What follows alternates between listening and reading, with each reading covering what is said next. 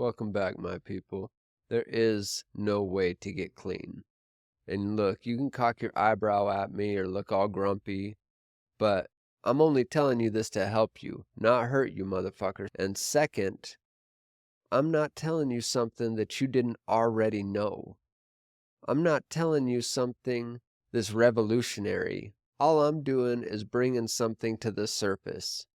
Would you really think that you were going to get on the internet, click on some video or a podcast, and they were going to have what you needed? I was going to be able to spin some words together in a way that would make your whole life change? You think anyone else is going to do that? How much are you going to pay for therapy to get that done? Who knows all those words? Is it a combination of pills? Is that what you need? You got some chemical imbalances? Who is it that's going to save you? Nobody. Nobody out here in the world around you has what you need. Now listen, that shit sucks to hear, and I get it. I totally get it. I was there for tons of years, struggling with an addiction, thinking that somebody somewhere out there had the way, had the answers that I needed to get. And if I did the right things or looked hard enough, I would find it. In addiction, that is what they call hope. But in reality, that's just called a sales pitch. It's not hope. Hope isn't something that comes at the right price. Hope isn't something that you have to go out and find. Hope is something that if you're going out to find, you don't have. So I'm not going to try and continue that sales pitch to get some fucking fans. I'm going to be honest with you. And in doing that, not only will I prove to you that nobody else has the way, but I'll also show you how that is the beginning of your journey to finding what will actually work. So let's jump in. Why is it that nothing is going to work for you? That nobody has what you need? Well, you need to understand who you are and what you are to people like me. Anyone that you can look at on your screen. You are a telephone with a camera attached to the back being suspended in the air by a tripod. That's what you are. To me. And to everyone else out here that's like me. And so how is it that we can have something that you need when we don't even know who you are? The truth is, we can't. We can only shoot the shit, put out our very best ideas, and they just go into a black hole void. And that means that you, as the consumer, have a million different options to choose from as who you're going to listen to. Whose advice are you going to take for your own life? Who is it that has the right way for you? And how much money are you going to have to shell out to get that?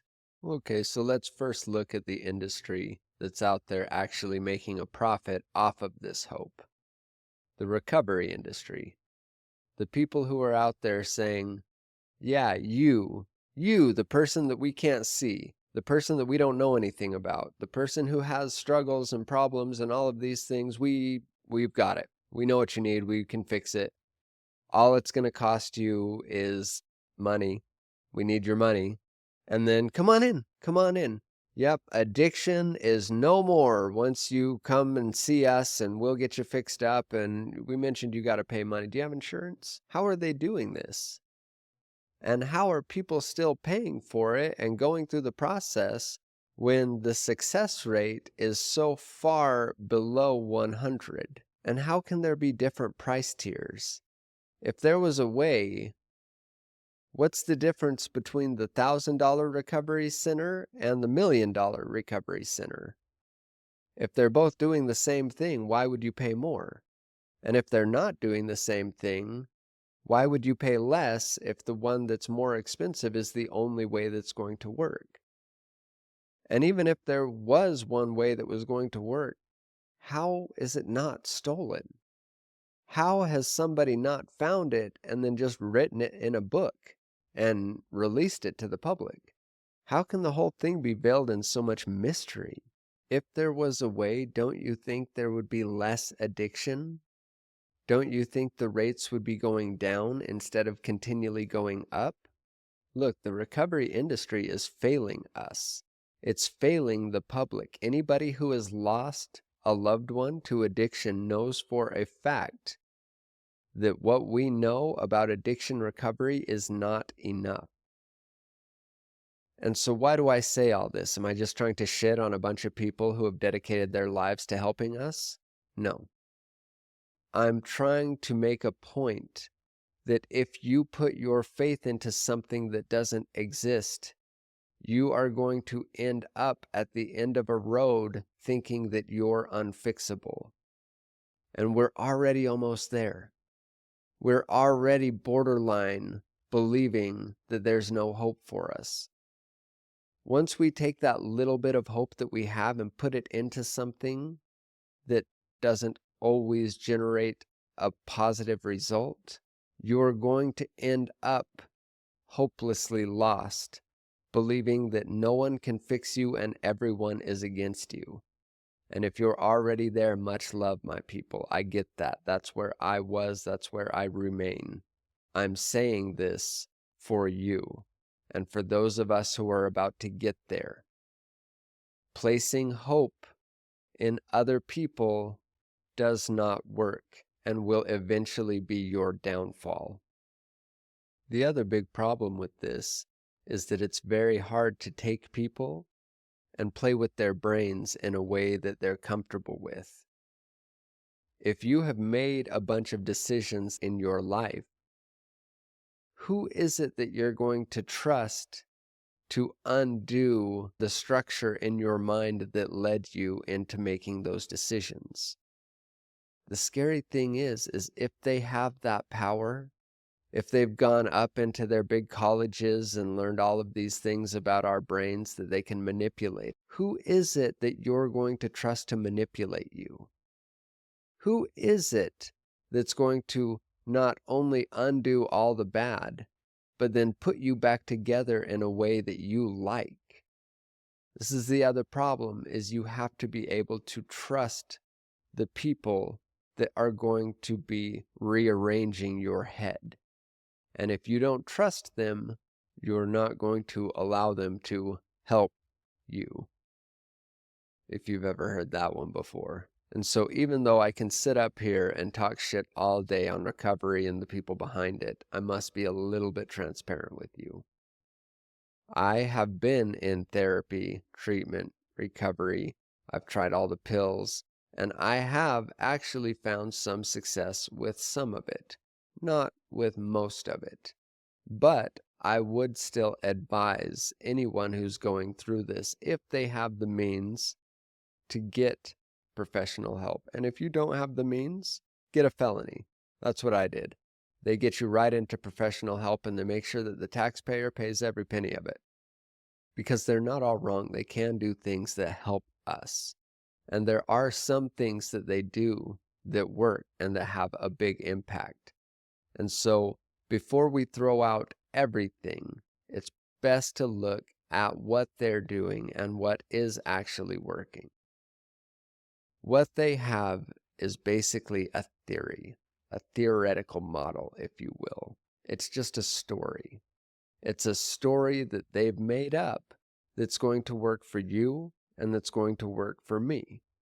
Because the only way that they can sell both of us a ticket to the show is if they've concocted some kind of formula that's going to work for both of us regardless of how different each of our lives actually are. And our story begins with the word trauma. Trauma is the best way to start this story because trauma is completely subjective. Trauma is a Greek word that translates directly to wound, but it's not the kind of wound that you get on your body that other people can see. This is a psychological wound, meaning that no one can really tell the extent of the damage. We're only able to see signs and symptoms. And so if you're using heroin, crack, and meth all of the time in order to maintain daily life, they assume that there must be a pretty significant level of trauma behind it.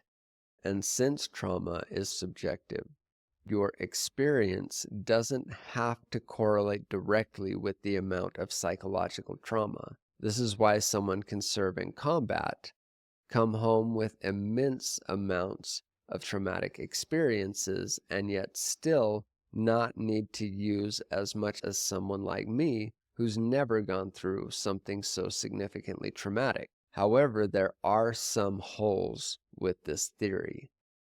Like, if you were to take trauma as a perfect beginning to our story, naturally you would assume that if you had a child who'd been through a lot of traumatic experiences, like being raised where they were used to seeing decapitated bodies hanging from highway overpasses, you could assume that if you were to give that child a bag of drugs when he grew up, you would have the perfect formula to create a drug addict.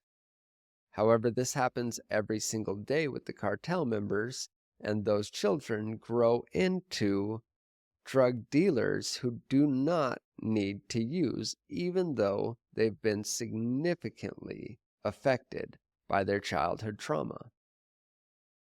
But if we were to go past that and just assume that the problem with you and me is that we have some kind of trauma or wound in our brains that need to be corrected, what the recovery industry, what the professionals need to do is then come in and fix our wound. The trouble with this is that there's a lot of scar tissue. This is a natural process that happens when you get wounded. And when you get psychologically wounded, it's the exact same thing. You build up walls and protective devices around the wound so that it doesn't get hurt or irritated anymore. And so the job of a professional is to talk to you in a way where they're kind of probing your brain. This is why they go into your background, your history, your emotional side of life with the family and things like that. They're trying to find things that have affected you. So, of course, this means they've got to get in there. They've not only got to find the spot in your brain that's causing all this trouble, but then they've got to get through all of this scar tissue, and this can take years. Counselors and therapists spend tons and tons of time battling your natural defense mechanisms that are set in place so that nobody can get into that spot. You've done this to protect yourself, and they are trying to get in to fix what's broken. And so once they then get past all of your defenses, a very skilled professional that has your trust and is connected to you can begin to irritate that trauma, begin to disturb the wound in a way that bothers you. Not so much that you leave their office, but just enough that you start to get worked up. And they work you up, and they hit that spot, and they dig, and you start to get more and more full. You start to blow up. Your emotion is getting bigger than you can really contain. And as you grow and as you expand, you become less controlled. You become less able to contain everything that's going on inside of you.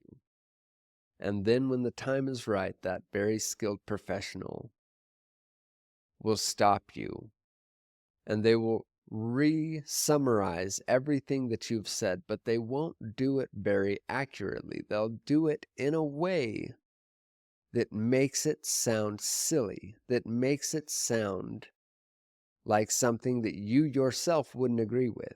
And if they do that at the right point in your emotional state, it pops, it blows all of that emotion right out of you.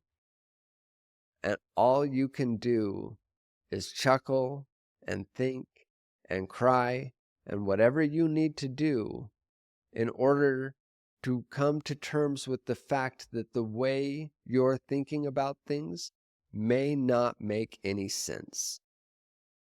The things that you have taken as core values and beliefs may not actually represent you. And when a counselor can do this, when a therapist or any kind of professional gets this done, it is a huge success. It usually takes years of effort, continual effort, in order to get to this point. And it should be widely celebrated. This alone, this reframing technique, has helped thousands of our people. But it's only 50%, even if it works perfectly. Even if what they're able to do completely dismantles the way that you think about things and leaves you open to new ideas and new possibilities, and you completely let go of the things that have kept you trapped and isolated and stuck. What next? What happens after that? Where do you go from there? And does that professional have the answer? Because if you find what I have found, it looks to me as though even the best professionals are only good at getting you out of the mess you're in. But even if you're out of the mess, if you don't know where you're going to go next, if you're not on an adventure or a journey that is of your own choosing, there is nowhere to go but back into the mess. And so if you are going to use professional help, that's awesome. They're going to help you unwire some of the things about yourself that you don't like, but you have to remember that they do not know how to put you back together again. They have no idea why you left the life that you left, and that means that they cannot answer the question as to what life you need to take on if you're to leave the addiction that you've fostered. And so, in conclusion, if you accept the fact that there is no way to get clean, meaning that nobody else out here, no other professional, no other outside entity knows what you need or knows the way for you to get clean or even who you actually are, then there's only one place left to look. There can only be one person that knows what the actual thing is that's keeping you stuck. There's only one person that knows why you're doing the things you're doing. And there is only one person who's going to be able to tell you not only how to stop, but what kind of life that you want to have going forward. And the sooner you figure out who that person is and start talking with them, the sooner you can start making real progress with your addiction. I'll see you in the next episode.